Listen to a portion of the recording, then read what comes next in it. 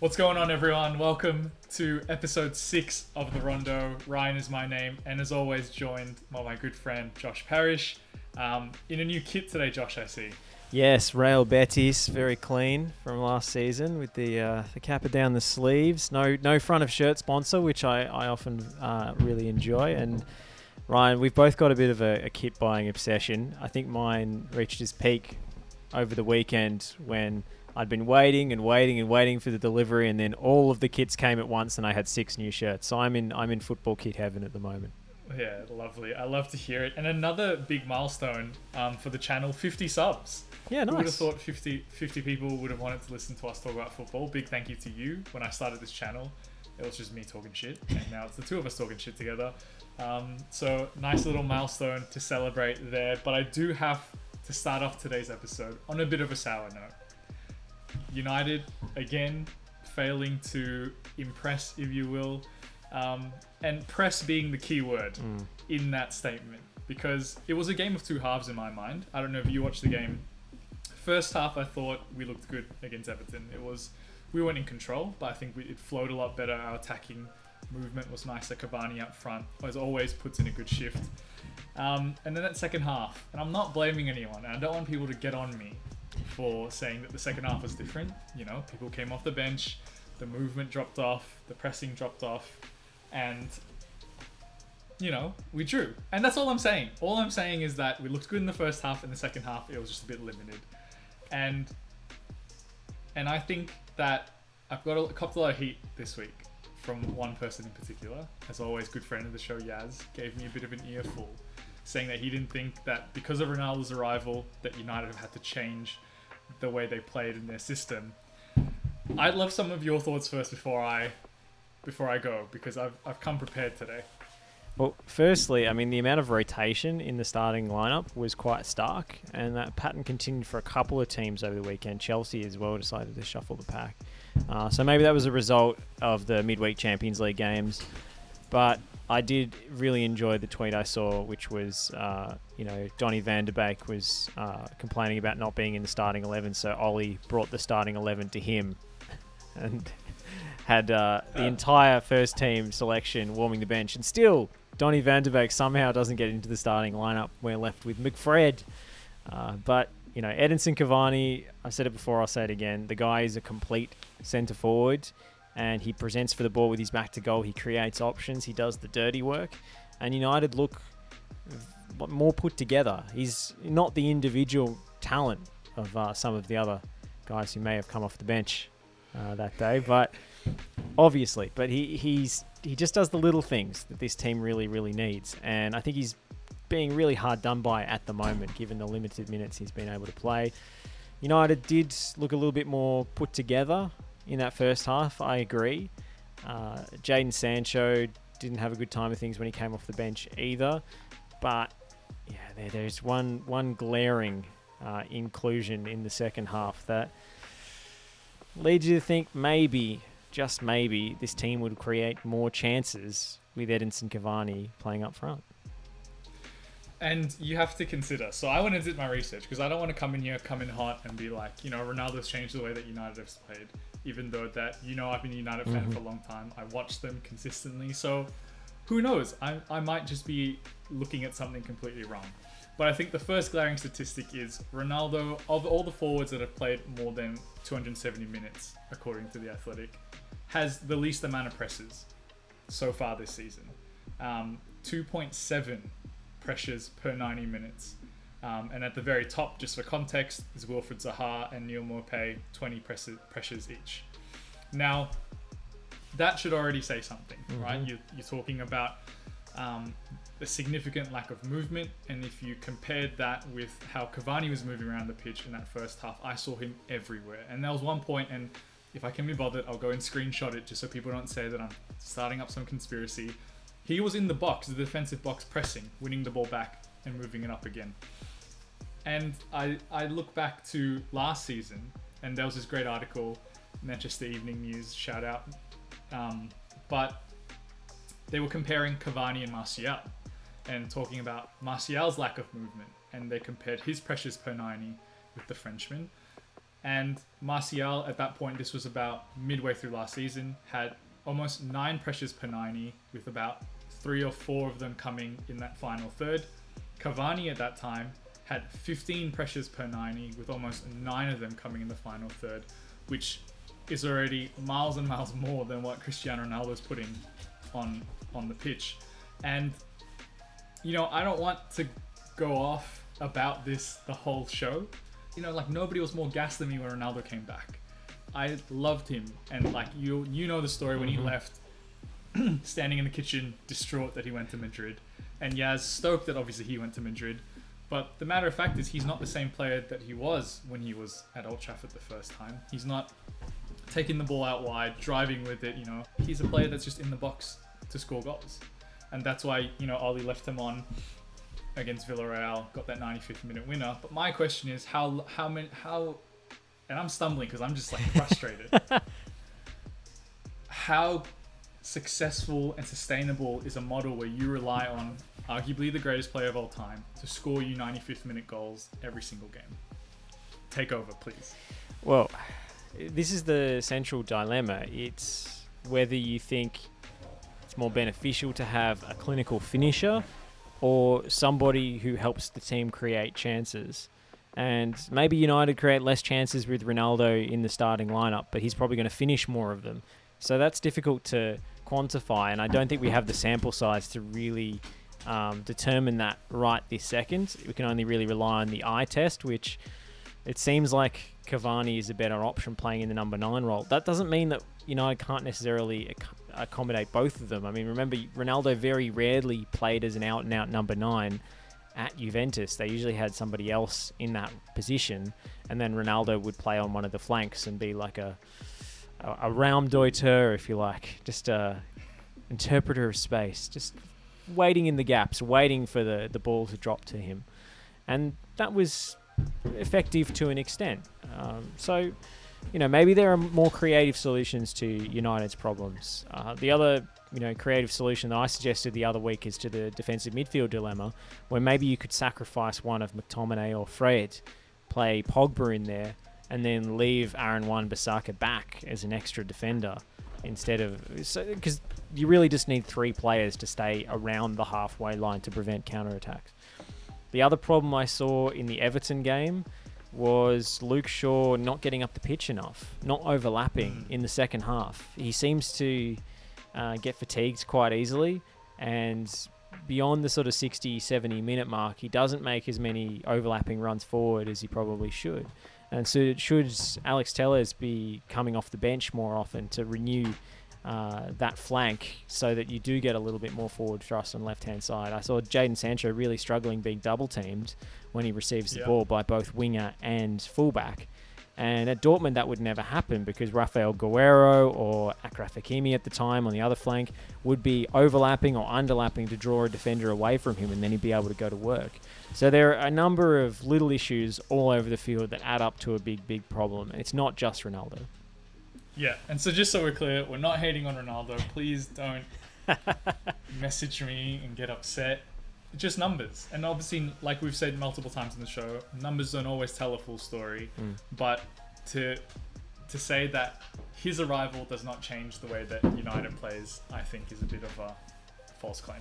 Yeah, it changes everything because the whole collective becomes about getting the ball to him to score a goal. And that's a predictable strategy. And teams can more easily defend that than defend the multiple array of attacking options that United had at their disposal when, you know, Martial and Rashford and Greenwood, for example, were making up a totally interchangeable front three. It's not to say that any of those players are individually better than Ronaldo. Of course they're not. But maybe they're more versatile.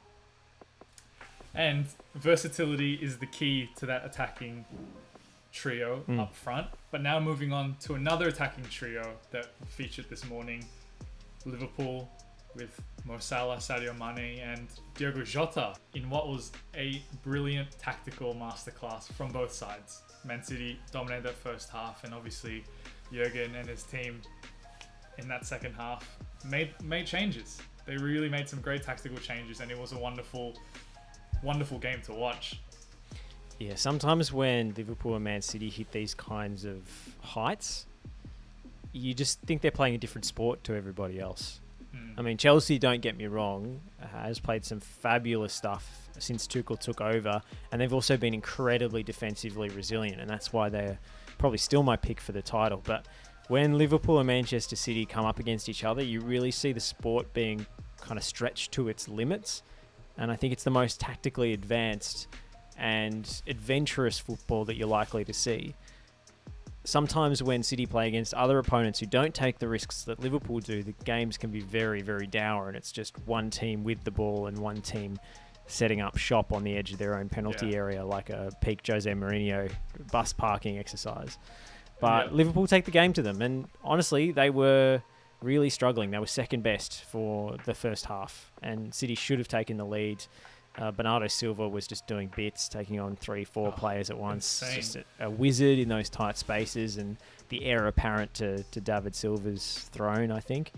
He's already sharing a surname, so that helps. But Liverpool, largely through their talisman Mo Salah, came back into the game in the second half, and his solo goal was incredible to put them in front. Unreal. Just incredible. But I think an even clearer example of just how much Liverpool rely on Mo Salah's brilliance in these big games is the assist for Sadio Mane's. And if you only watch the highlights, you'll see a brilliant assist. But if you watch the mini-match or the full game, you actually see the entire build-up to the goal. And it starts with the goalkeeper playing the ball to Matip. And Matip has absolutely nowhere to go. And then suddenly, onto the corner of the screen, comes Mo Salah presenting for the ball down the flank. And Matip kind of thumps it, hopefully, towards him. And he takes it like... It's like there's super glue on his foot. It's ridiculous.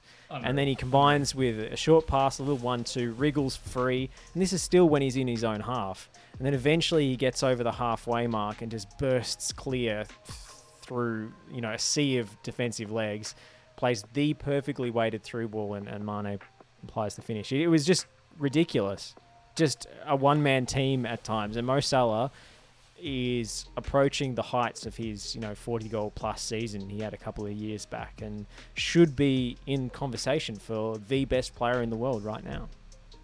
And I'm glad that you brought that up, because when we talk about best players in the world, right, it's not just about how you perform in a team, but in a team that needs you in moments where they're underperforming. And Liverpool were underperforming. That first half, Man City were all over them. Phil Foden tearing up James Milner on that left-hand side. And before that Mo Salah goal, you felt that City was still in control. And to be able to take the ball, dribble it, and set Sadio Mane up, sets him up, as one of these players in the conversation of the best in the world at the moment. And I want to reel off some numbers for you, just so that we get some context to how good he has actually been for Liverpool. So in 204 games, so these stats are before this morning's game, obviously.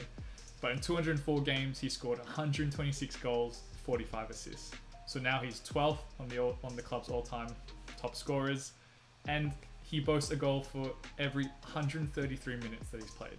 And that number is more than legends. You're talking more than Ian Rush, Steven Gerrard, Robbie Fowler, Kenny Dalglish, Michael Owen. When you have this conversation around who's the best player in the world right now, do these numbers and performances justify Mo Salah as being part of that conversation? I think they do, especially at a time when, Ronaldo's having his intermittent struggles at United and the team isn't playing to their potential, and Messi's still acclimatizing to PSG and we haven't seen the best of him. And, both those players are probably not over the hill, but past their individual peaks. And you don't really have another contender to the throne outside of the Premier League. I mean, maybe Karim Benzema at the moment is absolutely tearing it up. I don't know if you'd put him in that conversation. It's hard to think of another pretender to the throne, I suppose. Even in Serie A, which has seen some fantastic football, but there's not one outstanding individual talent in that league. So I would probably say it's Mo Salah's Ballon d'Or to lose at this point in time. I mean, maybe Mbappe is still in the conversation, even with the rumours swirling around his future. He's still putting in good performances, but perhaps being on the same team as Neymar and Messi maybe takes some votes away from him. So I don't know. I think Mo Salah is individually the best player in the world right at this second. Whether that continues throughout, the next calendar year or so, I'm not sure. But there is no team that is both relying on one player so heavily, but also playing such good football, if you know what I mean. Because most of the teams that are relying on one individual player are not contending for trophies. That's the way modern football has gone. So the fact that Mo Salah is so clearly the best player in that Liverpool lineup and putting in performances like this against quality opposition and just scoring goals with such ease, like against a variety of opponents in a variety of situations, makes me say that he is right now the best player in the world. And I think what's often overlooked is just the condition that he keeps himself in, right? You look over the last few years, he hasn't really had a major injury. He's played a lot of minutes. And the way he scores his goals, you pointed out, like this morning, it was a right foot. When you would have expected him, once he'd beaten the player, to cut back on the left and just slide it past. Or even go with the outside of the left foot, which we've seen him do before. 100%. But he's gone, you know what, let me show you on the right. And I was disappointed he didn't rip his shirt off. But, I think, to your point, a brilliant contender for the Ballon d'Or, for the best player in the world. But if Brian Mbeumo continues his form for Brentford, he has my pick. He has my pick for sure. Then why didn't you tip them to beat West Ham, right? Yeah, should have backed your boys in. Yeah, I should have. But that's all right. Moving on from Mo Salah and whether he's the heir apparent to the best player in the world, we're going to talk about something a bit different from what we've normally spoken about, Josh. Often we cover the Premier League heavily and other leagues around the world and the big names. I'd like to bring to you a different topic because on Sunday, September 26th, the first football match that restricted heading took place in the UK to raise awareness around neurodegenerative diseases received from sport, CTE and the likes, which is a conversation we see a lot in combat sports in the NFL, even in the AFL. I'd like to know your thoughts on whether this is an issue that is not spoken about enough, and why is it so important for it now to be brought to light? Yeah, I think football has considered itself immune to this issue, and it really shouldn't, given the research that's coming out now and just the anecdotal evidence of so many former players developing dementia and so forth and being diagnosed with the CTE, especially those that played in the sort of 60s, 70s. There's a theory amongst football fans that doesn't really have any merit, and that is that the modern footballs are lighter than the old leather footballs, and that's only true when they're wet. But also with the modern synthetic footballs, which actually weigh the same when dry as the old leather ones, if they're fired at a higher velocity, which they are now because they can move through the air quicker, it's essentially the same force that you're applying, or even greater. There's also a sentiment that I see a lot of the time that if you head the ball properly, you'll be fine. And that's not true either. Maybe it hurts more when the ball hits the top of your head rather than that sort of hairline right at the top of your forehead where you're supposed to head it. And maybe it's more noticeable when somebody is concussed as opposed to perfectly heading the ball. But it's just physics. It's your brain rattling around in your skull. And we're seeing so much evidence come out through studies in other sports that repeated small concussive blows, such as headers when the ball's gone high in the air or hit more than 30 meters or so, 30 yards, can be just as damaging, if not more so, over time than actually getting knocked out and concussed on the field. So I do think football associations around the world, and indeed FIFA, need to look into this and look how they can better protect players. I don't necessarily think that football needs to ban heading, and I don't think football will. But I think there are steps that you could take to mitigate the risk and exposure of players, especially junior players and players in training. And the Football Association in England already has guidelines around how many headers players should be doing in training, which is actually 10 per week. 10 high-impact headers per week, whatever that means. Yeah. And Nuno Espirito Santo actually made a comment in a recent interview saying that he doesn't pay attention to those guidelines at all, and they don't count how many headers their players are doing.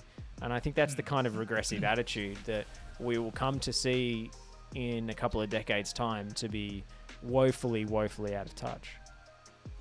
Yeah, and I think it's interesting, right? Because even when we were playing, like, you know, when you do the drills and be like, just toss the ball and you head it, and you don't think about just the repetition, the action, and the kind of like small but accumulative trauma that can cause in a player. And especially at that high level, you're not just talking about hitting the ball, but like clashes of the head, going up for challenges, and things that aren't spoken about. But you also mentioned to me before we started today's episode that Timmy Cahill has thrown his support behind this movement. A man that you said #legacy was around heading, and known for his heading. Can you talk to us more about, you know, what Tim Cahill has said? Well, he said he wholly supports more research into the idea and thinks that bans on hitting the ball for younger age groups should definitely be considered. And that's exactly the opposite of what I expected him to say, because he was such an aficionado of the header. And he perfected the technique and the leap and the jump and the timing, and it was such a feature of his game and made him a global superstar. And probably is still the most famous Australian player ever. Certainly the only one, you know, going around on those FIFA tours of Qatar or whatever is part of the FIFA legends. But he, I think, is well placed to understand the impact that can actually have over time. And would we really be sacrificing much if junior players couldn't head the ball until they were 14 or 15?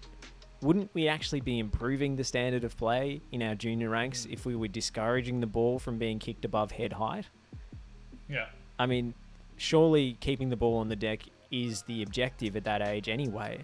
That's what we're trying to get our kids to do. So why not bring in a rule that both protects their health, their, you know, brain health, and also develops their close control of the passing, the press resistance, all of the things that the national curriculum here in Australia is trying to achieve. That would have more impact than any of it. Look, the other day I was trying to feed the dogs. I bent down to pick up their food bowls. They jumped at me. I came up and I hit my head on the ledge. Hurt the rest of the day. So imagine hitting the ball over and over and over, and you know, I can imagine that it would have a far worse result than me just hitting my head on the ledge trying to feed the dogs.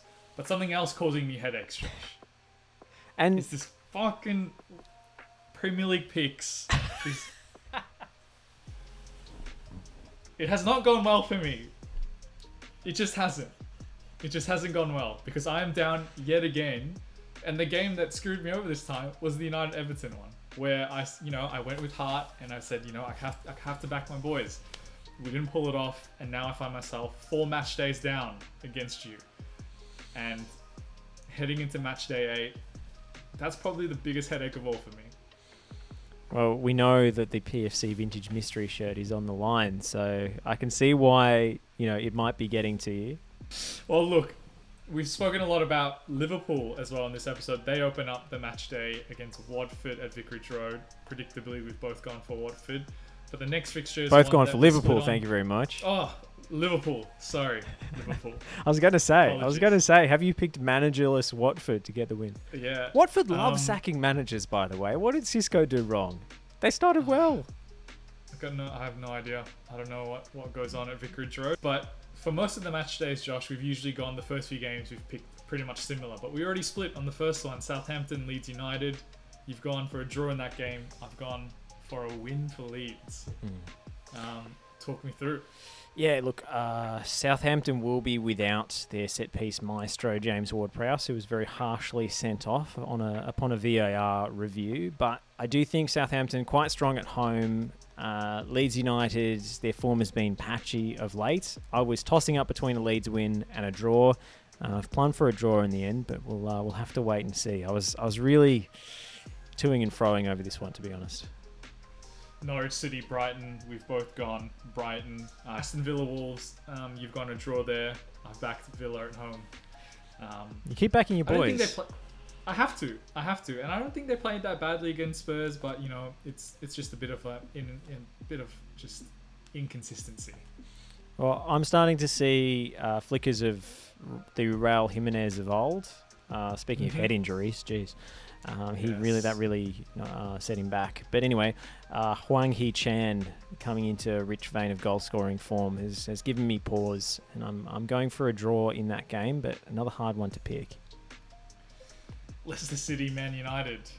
I am still backing them, even though, like my analogy said, they keep shitting in my food every time I roll into the fucking restaurant. But I'm hoping that they get it together against Leicester. You've also backed them. Yeah, I just thought Leicester City played really badly against Crystal Palace and didn't deserve the result they got. It was just a gift that gave away the Iheanacho goal and a bit of a defensive lapse as well for the second. So, look, I didn't rate what they did in the Crystal Palace game, and I thought Palace deserved to win, and therefore I think United should get the job done, given the respective quality on both sides and the poor form of Leicester City. Still, I am unsure about what the starting 11 is going to be. Solskjaer keeps chopping and changing. It could go any which way. But yeah, I'm going to back United to win in a squeaker. Man City, Burnley, both gone for Man City. I can't see anything else changing in that game. Yeah, especially with City at home. I mean, maybe Burnley at home could squeak out a result, but City at home should win that game. Brentford, Chelsea, to me was a tough one. We both tipped Chelsea, but Brentford are looking all right. Like, they're playing good football. They obviously scored the last minute to get the result this morning. But both Chelsea there. I can't look past Chelsea to that game. Still, I was a bit disappointed in the way Chelsea played against Southampton. I thought they got really lucky. And there are a couple of experiments that Tuchel needs to end straight away. One is playing Callum Hudson-Odoi as a left inside forward. The dude is a winger.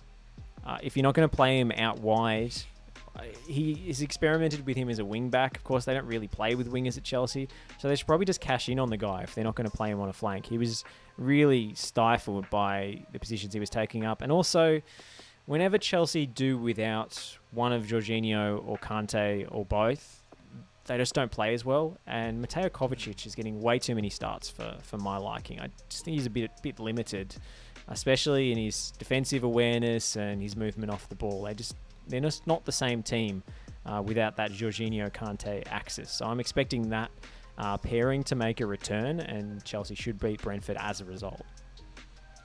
Everton, West Ham. I'm surprised at your pick for this one. You picked Everton. I've gone for a draw in this game, but you've been high on West Ham this season. Yes. Look, they played really well last year. I don't think they're quite as good a side as they were in that crazy run of form they had, especially with Lingard smashing in goals and so forth. No, Everton just impressed me. I like the way they went about it. Doucouré's having a best season of his life. Look, Rafa Benitez is doing a pretty good job, and also we're probably going to see the return of Dominic Calvert-Lewin up front in this game, which was, I thought, their biggest weakness against United. Salomon Rondon just not really being a goal-scoring threat. Newcastle, Tottenham. Newcastle continued to get no love on this show. We've both picked Spurs to get the result. But the last fixture of the match day is one that I'm interested in. Arsenal, Crystal Palace. You've gone Arsenal. I've gone Crystal Palace. Yeah, I mean, it's a tough one to pick again. I thought Arsenal at home, I trust that they would get the job done. Crystal Palace have impressed this season as well, but most of their good football has come in home fixtures, I felt. I don't know if that's statistically backed out, but they did, last time they went away to a big side was the Liverpool game, and they got done 3-0. But when they play the big sides at home, such as the Spurs game, they can get results. So I just think that passionate Crystal Palace home support and the sort of claustrophobic atmosphere in that ground does them wonders. I do remember a particular Arsenal defeat during the sort of Wenger out era at Palace that really sticks in the memory. But at the Emirates, I think Arsenal should win. Look, Patrick Vieira's homecoming. Yeah, it's a big game. I think he'll want to get one up, and I'm just hoping the Palace give me my first match day win over you, because I can't afford to go 5 down. There is a mystery kit on the line, and I don't know if I can overturn this deficit at this rate. It's been a pleasure, Ryan, as always. Look, it's a big weekend for you coming up next week. You're going into the international break. You're going to want to get a win under your belt. Yeah, look, I'll rally the troops, and often the international break's a good time to recharge, replenish, and All I'm and saying, reconsider. Ryan, is if you were the manager of Watford, you'd be sacked already.